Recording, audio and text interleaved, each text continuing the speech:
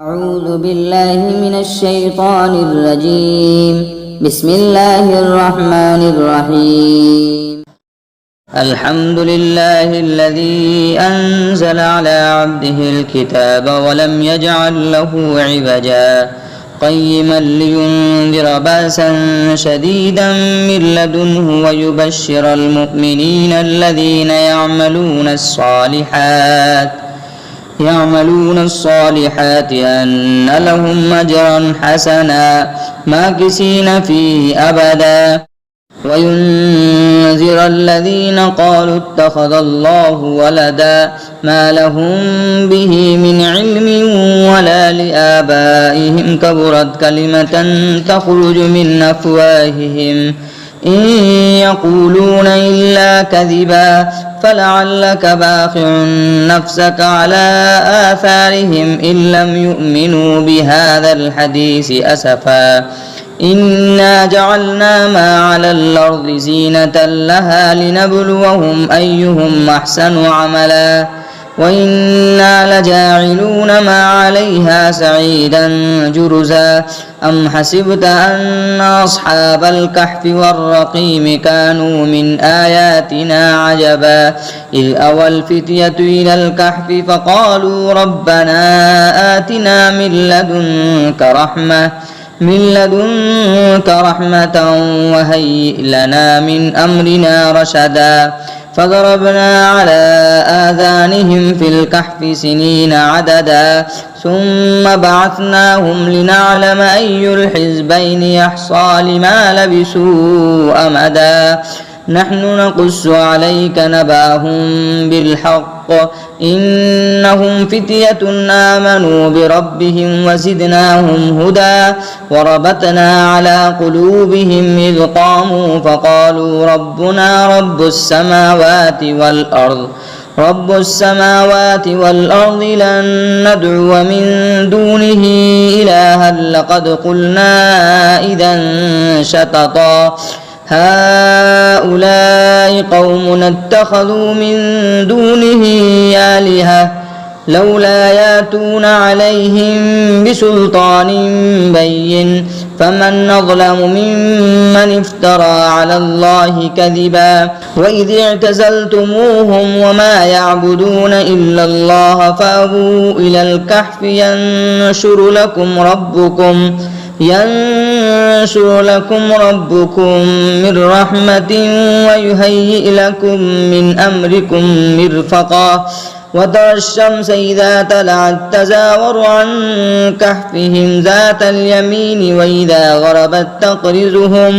وإذا غربت تقرضهم ذات الشمال وهم في فجوة منه ذلك من آيات الله من يهد الله فهو المهتد ومن يضلل فلن تجد له وليا مرشدا وتحسبهم أيقاظا وهم رقود ونقلبهم ذات اليمين وذات الشمال وكلبهم باسط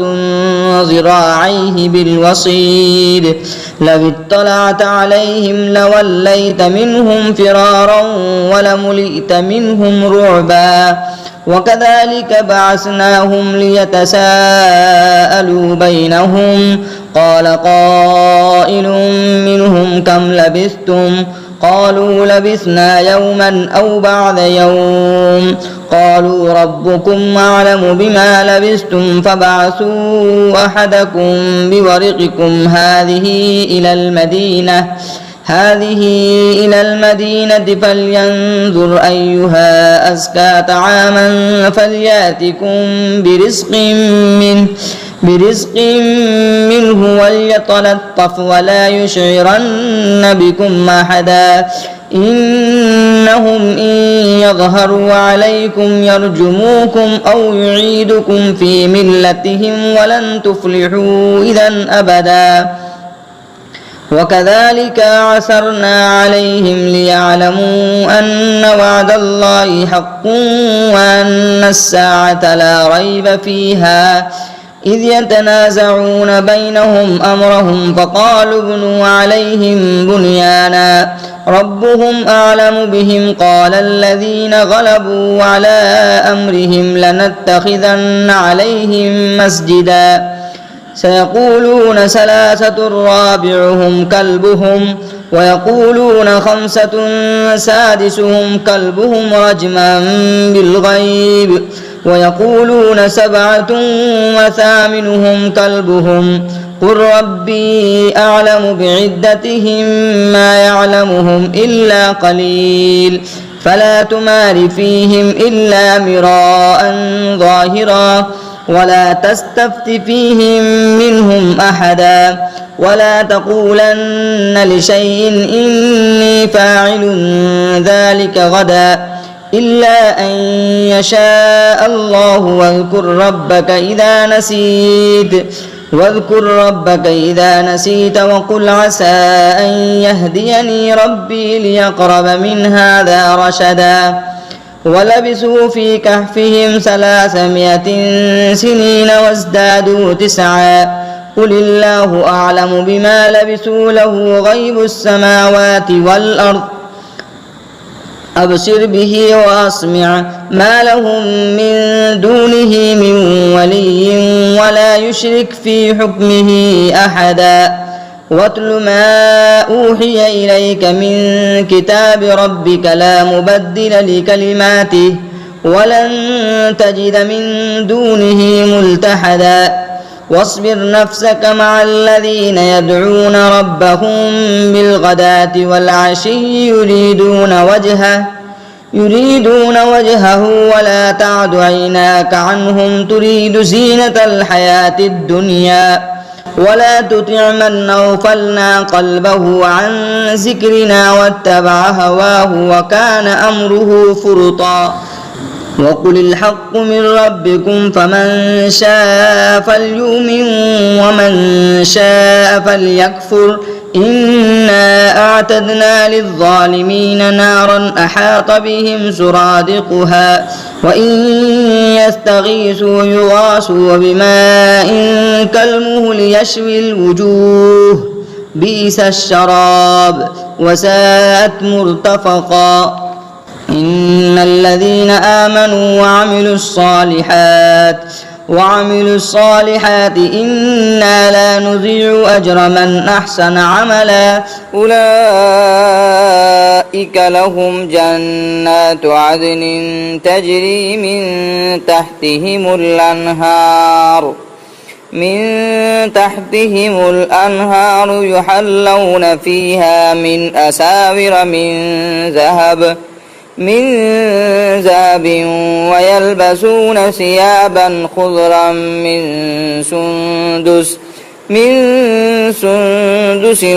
واستبرق متكئين فيها على الأرائك نعم الثواب وحسنت مرتفقا واضرب لهم مثل الرجلين جعلنا لأحدهما جنتين من أعناب وحففناهما بنخل وجعلنا بينهما زرعا كلتا الجنتين آتت أكلها ولم تظلم منه شيئا وفجرنا خلالهما نهرا وكان له ثمر فقال لصاحبه وهو يحاوره أنا أكثر منك مالا وأعز نفرا ودخل جنته وهو ظالم لنفسه قال ما أظن أن تبيد هذه أبدا وما أظن الساعة قائمة ولئن رددت إلى ربي لأجدن خيرا منها منقلبا قال له صاحبه وهو يحاوره وكفرت بالذي خلقك من تراب خلقك من تراب ثم من نطفة ثم سواك رجلا لكن هو الله ربي ولا أشرك بربي أحدا ولولا إذ دخلت جنتك قلت ما شاء الله لا قوة إلا بالله إن ترني أنا أقل منك مالا وولدا فعسى ربي أن يؤتيني خيرا من جنتك ويرسل عليها حسبانا من السماء فتصبح سعيدا زلقا أو يصبح ماؤها غورا فلن تستطيع له طلبا وأحيط بثمره فأصبح يقلب كفيه على ما أنفق فيها وهي خاوية على عروشها ويقول يا ليتني لم أشرك بربي أحدا ولم تكن له فئة ينصرونه من دون الله وما كان منتصرا هنالك الولاية لله الحق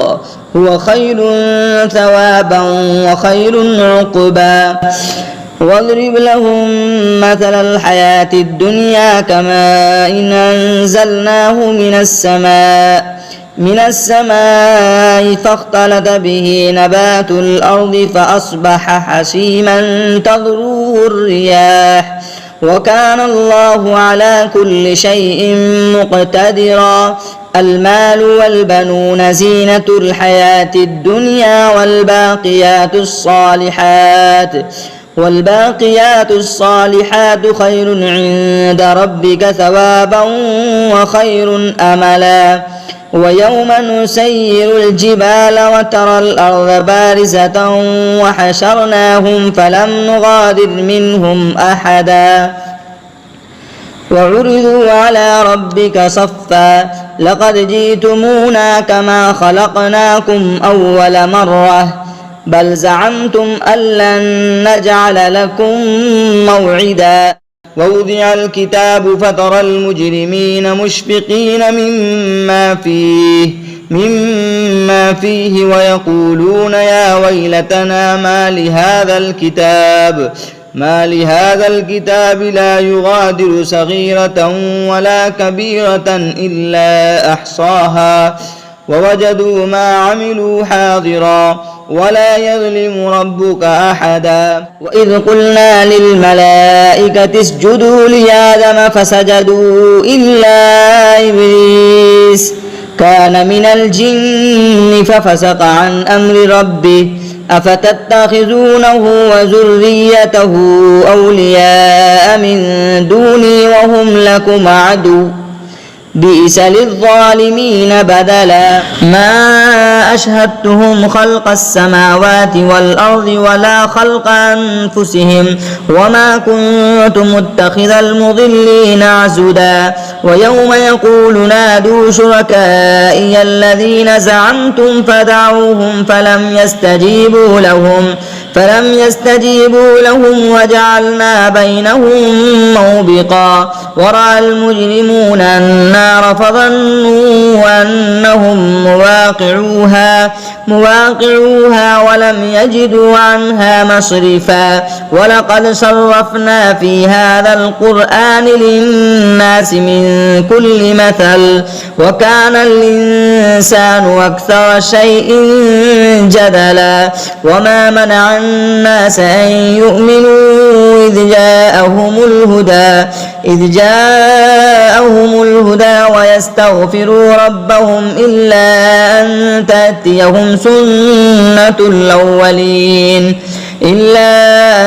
تأتيهم سنة الأولين أو يأتيهم عذاب قبلا وما نرسل المرسلين إلا مبشرين ومنذرين ويجادل الذين كفروا بالباطل ليدحضوا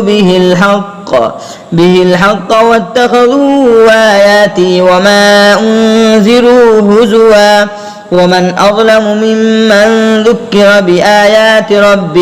بآيات ربه فأعرض عنها ونسي ما قدمت يداه إنا جعلنا على قلوبهم أكنة أن يفقهوه وفي آذانهم وقرا وإن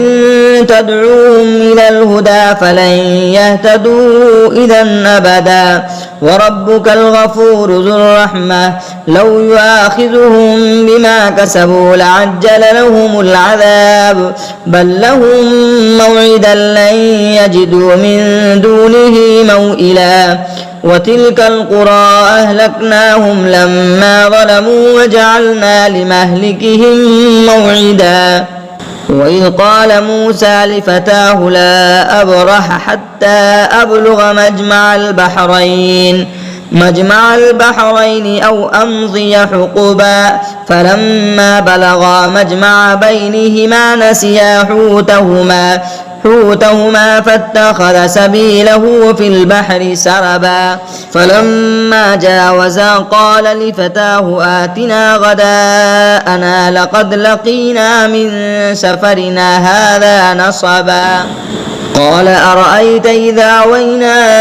إلى الصخرة فإني نسيت الحوت وما أنسانيه إلا الشيطان أن أذكره واتخذ سبيله في البحر عجبا قال ذلك ما كنا نبغي فارتد على آثارهما قصصا فوجدا عبدا من عبادنا آتيناه رحمة من عندنا وعلمناه من لدنا علما قال له موسى هل أتبعك على أن تعلمني مما علمت رشدا قال إنك لن تستطيع معي صبرا وكيف تصبر على ما لم تحط به خبرا قال ستجدني إن شاء الله صابرا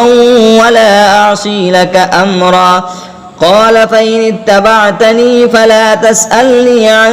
شيء حتى أحدث لك منه ذكرا فانطلقا حتى إذا ركبا في السفينة خرقتها لتغرق أهلها لقد جئت شيئا إمرا قال لم أقل إنك لن تستطيع معي صبرا قال لا تؤاخذني بما نسيت ولا ترهقني من أمري عسرا فانطلقا حتى إذا لقيا غلاما فقتله قال أقتلت نفسا زكية بغير نفس لقد جئت شيئا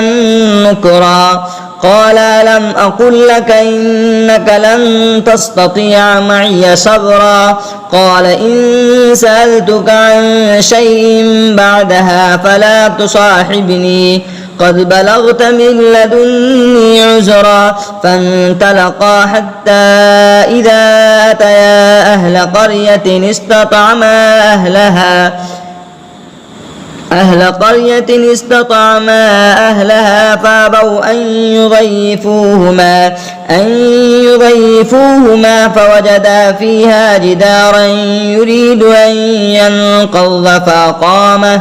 قال لو شئت لاتخذت عليه أجرا قال هذا فراق بيني وبينك سأنبئك بتأويل ما لم تستطع عليه صبرا أما السفينة فكانت لمساكين يعملون في البحر فأردت أن أعيبها وكان وراءهم ملك يأخذ كل سفينة غصبا وأما الغلام فكان أبواه مؤمنين فخشينا أن يرهقهما طغيانا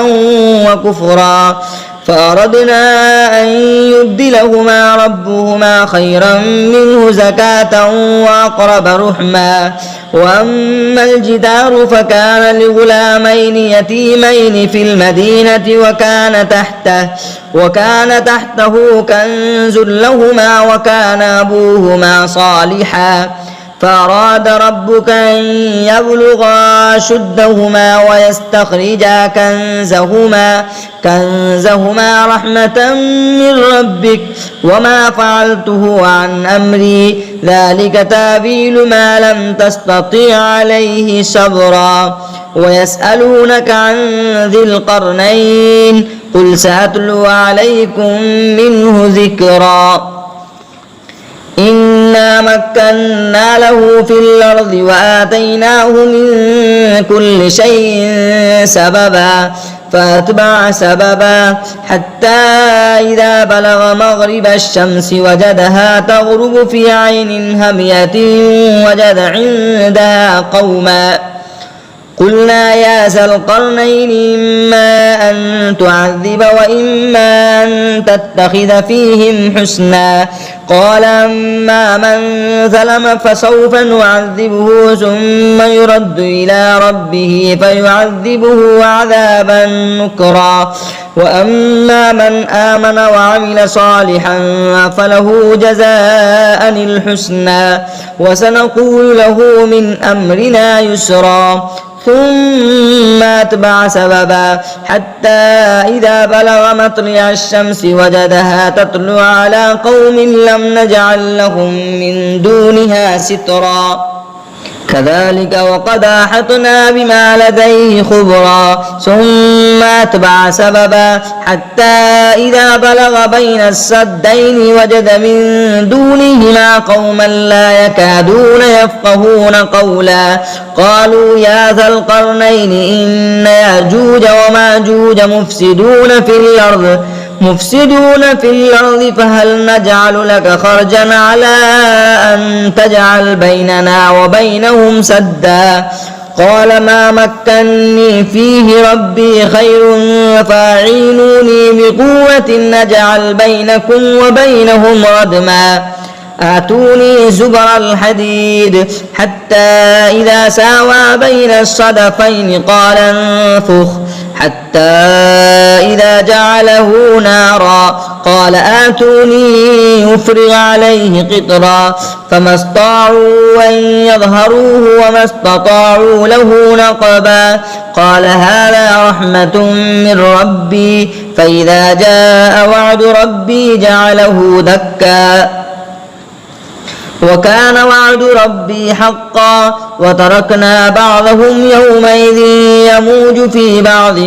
ونفخ في الصور فجمعناهم جمعا وعرضنا جهنم يومئذ للكافرين عرضا الذين كانت أعينهم في غطاء عن ذكري وكانوا لا يستطيعون سمعا أفحسب الذين كفروا أن يتخذوا عبادي من دوني أولياء إنا أعتدنا جهنم للكافرين نزلا قل هل ننبئكم بالأخسرين أعمالا الذين ضل سعيهم في الحياة الدنيا وهم يحسبون أنهم يحسنون صنعا أولئك الذين كفروا بآيات ربهم ولقائه فحبطت أعمالهم فلا نقيم لهم يوم القيامة وزنا ذلك جزاؤهم جهنم بما كفروا واتخذوا آياتي ورسلي هزوا إن الذين آمنوا وعملوا الصالحات كانت لهم جنات الفردوس نزلا خالدين فيها لا يبغون عنها حولا قل لو كان البحر مدادا لكلمات ربي لنفد البحر قبل أن تنفد كلمات ربي ولو جئنا بمثله مددا قل إنما أنا بشر مثلكم يوحى إلي أنما إلهكم إله واحد فمن كان يرجو لقاء ربه فليعمل عملا صالحا ولا يشرك بعبادة ربه أحدا.